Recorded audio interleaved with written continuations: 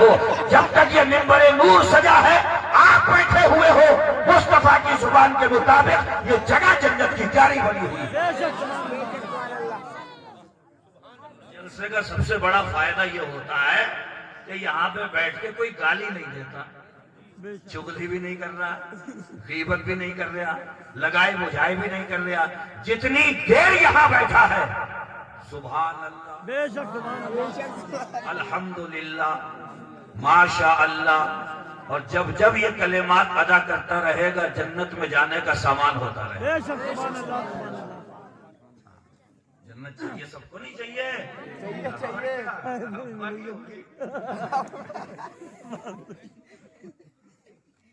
نماز بولے نا، روزہ کچن میں نرا ٹھوس کے ہونٹ رگڑ کے باہر آ کے کہہ رہے ہیں آج کا بہت لگ رہا ہے۔ قرآن بولے نا، اللہ نے مالدار بنایا، زکات بولے پتہ ہی نہیں کیسے دی جاتی ہے، اور جنت جاؤ گے اور جامن ہو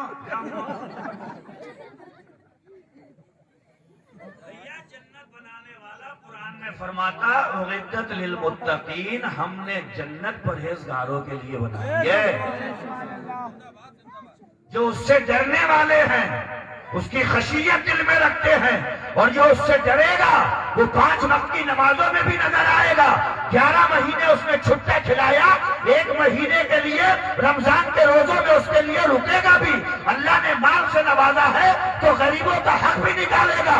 اللہ نے پیدا کیا ہے، شعور دیا، عقل دی، تو قرآن سیکھے گا بھی اور سکھائے گا بھی، اور اللہ کی عبادت کر کے جب یہاں سے رخت سفر باندھے گا تو فرشتوں کا ہجوم مبارکبادی پیش کرتے ہوئے کہے گا یا ایتھا النفس المطمئنہ ارجعی الی ربک راضیۃ مرضیہ، اے اطمینان والی جان چل اپنے رب کے حضور حاضر ہو جا اس حال میں کہ تیرا رب تجھ سے راضی ہے، تو اپنے رب سے راضی ہے۔ بے شک، سبحان اللہ، سبحان اللہ، سبحان اللہ۔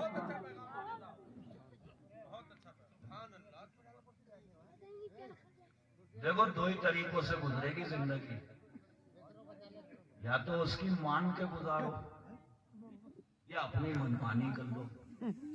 مان کے گزارو گے تو قبر میں چین رہے گا، سمجھ رہے ہو؟ نور رہے گا، روشنی رہے گی، آرام رہے گا، جنتی ہوائیں ہوں گی، فضائیں ہوں گی، غذائیں ہوں گی، اور اپنی منمانی کرو گے تو انجام اچھا نہیں ہوگا۔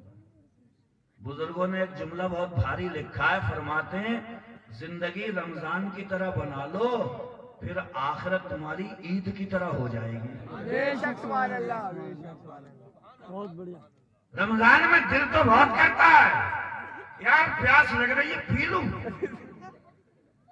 پیٹ میں گڑگڑ ہوتی ہے یار کھا لوں، مگر پیاس کی شدت کو بھی برداشت کیا، بھوک کی طرف کو بھی برداشت کیا، مگر خدا کی قسم پورے مہینے روزے رکھنے والا جب عید کی صبح میں نماز عید کے لیے جاتا ہے اس سے بڑا کوئی بادشاہ نہیں، اس سے بڑا کوئی شہنشاہ نہیں، اس سے بڑا کوئی قسمت والا نہیں کہ یہ نماز پڑھنے جا رہا ہے اور فرشتے کہتے ہوتے ہیں یہ وہ بندہ ہے جو رمضان کے مہینے میں اپنے رب کی خاطر پیاس کی شدت کو بھی جھیلا ہے، بھوک کی تڑپ کو بھی برداشت کیا ہے، یہ راستے میں چلتا ہوتا ہے، فرشتے اس کی بخشش کی نوید سنا رہے ہو۔ بے شک، بے شک، سبحان اللہ، بے شک، سبحان اللہ۔ اب یہ سارے معاملات سمجھنے کے لیے دیکھو دین پڑھو، کیا پڑھو؟ ہاں، سیکھو اسے۔ آج تک بستیوں میں باتیں ہوتی ہیں مچھی پہ فاتحہ ہو جائے گی نہ ہوگی، اور یہ جتنے اسٹیج پہ بیٹھے ہیں ان سب کو پتا ہے ہو جائے گی، تو اس کا مطلب کوئی تو فرق ہے۔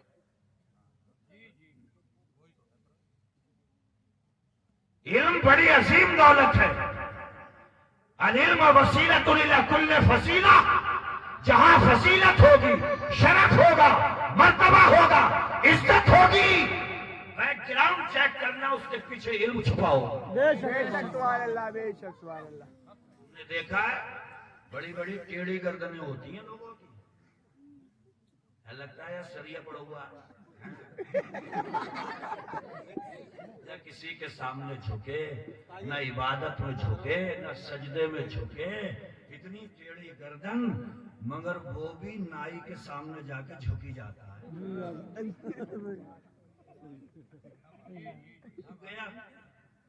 کیوں جھکا لیا نائی نے؟ عبادت میں یہ نہیں جھکا، اپنے بڑوں کے سامنے یہ نہیں جھکا، جا کر کے نائی کے سامنے سلنڈر کر دیا، سر کو جھکا دیا۔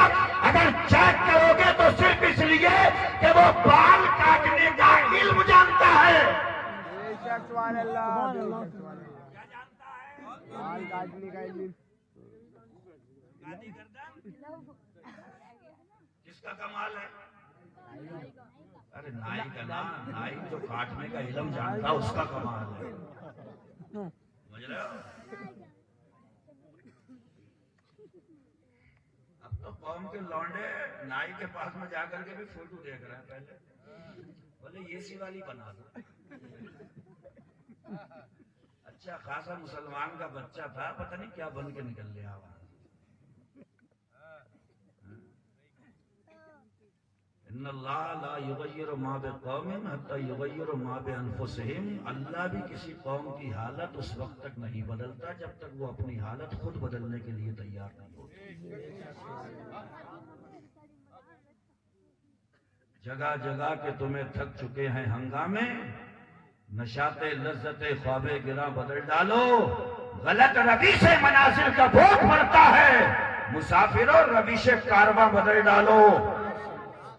تم کو بننا تھا نشان راہ منزل دوستو، تم اگر بھٹکے تو کتنے کارواں ہو جائیں گے۔ تہذیب ہم نے دنیا کو سکھائی، تمدن ہم نے دیا، کھانے پینے اٹھنے بیٹھنے جینے مرنے سب کا سلیقہ ہم نے دیا تھا، آج ہم ہی دوسروں کے بھکاری بنے پڑے۔ حضور نے فرمایا سارے سر کے بال سب برابر رکھا کرو، اس نے ہرئیے بھروا لی سر۔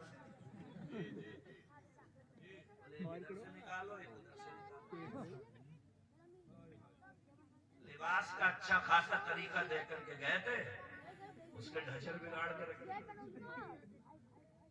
ایسی تھوڑی گھیرا بندی ہوتی ہے قوم کی، قوت فکر و عمل پہلے فنا ہوتی ہے، پھر کسی قوم کی شوکت پہ سوال آتا ہے۔ جب سوچنے کی صلاحیتیں پانچ ہو جائیں، جب قوت فکر و نظر برباد ہو جائے، تب کسی قوم کی ضلالت کا نمبر آتا ہے۔ سوچ کے دھارے ہمارے بدل کے رہ گئے، ہماری سوچیں پانچ ہو کر کے رہ گئی، آج ساری دنیا ہماری گھیرا بندی پہ لگی۔ کیا ہے ہمارے پاس میں؟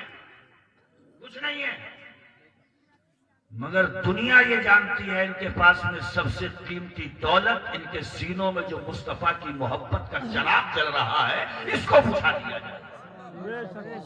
اور یہ بجھے گا نہیں انشاءاللہ، بولو سب نہیں بجھ سکتا۔ اور اسی وعدے کے ساتھ دنیا میں جینا کہ طاغوتی طاقتیں چاہے کتنے بھی جال بچھائیں، انشاءاللہ تعالیٰ سرکار مدینہ کے باوفا غلام بن کے زندگی گزارنا ہے۔ بے شک، سبحان اللہ۔ پڑھے لکھے لوگ بیٹھے ان المحب لمن یحب مطیع، محبت کرنے والا جس سے محبت کرتا ہے اس کی ہر بات مانتا ہے۔ قرآن شریف میں اللہ نے بھی یہ فرما دیا، تم سے جو میں نے وعدے کیے ہیں وہ تب پورے کروں گا جب تم مجھ سے کیے گئے وعدے پورے کرو گے۔ کر رہے ہیں؟ اقیم الصلاۃ، نماز پڑھو، 10 مسجد میں 15 باہر کھڑے ہو کر کے کہے لگا رہا ہے، تباہی نہیں آئے گی تو کیا ہوگا؟ قرآن گھر میں رکھا ہے قسم کھانے کے لیے، سر پہ رکھنے کے لیے، کبھی یہ توفیق ہی نہیں ہوتی کہ قرآن کو کھول کر کے یہ پتہ لگا اس میں لکھا کیا ہے۔ ارے بھائی اللہ کرے آپ بہت مشہور ہوں، بلکہ دنیا تو دبئی تک جا رہی ہے گھروں کو چمکانے کے لیے، ٹائلز پتھر لگانے کے لیے، آپ مدرسے میں آیا کرو قرآن پڑھنے کے لیے، اس لیے کہ میدان محشر میں اماں الگ بھاگتی ہوں گی، ابا الگ بھاگتے ہوں گے، بھیا نظریں چرائے گا، اور آقا فرماتے ہیں اقرؤوا القرآن فإنہ یاتی یوم القیامت شفیعا لأصحابہ، قرآن پڑھا کرو دنیا میں رہ کر کے، جب باپ بھاگنے لگے میدان محشر میں، ماں نظریں چرانے لگے، بیوی دامن جھٹک کر کے بھاگ جائے، آقا فرماتے ہیں قرآن کھولو، سورہ فاتحہ پڑھو، آل عمران پڑھو، سورہ بقرہ پڑھو، سورہ یاسین پڑھو، سورہ رحمان پڑھو، قرآن پڑھو، اس لیے کہ قیامت میں کوئی کام آئے یا نہ آئے، مگر تمہاری نیا پار لگانے کے لیے میدان محشر میں قرآن آئے گا۔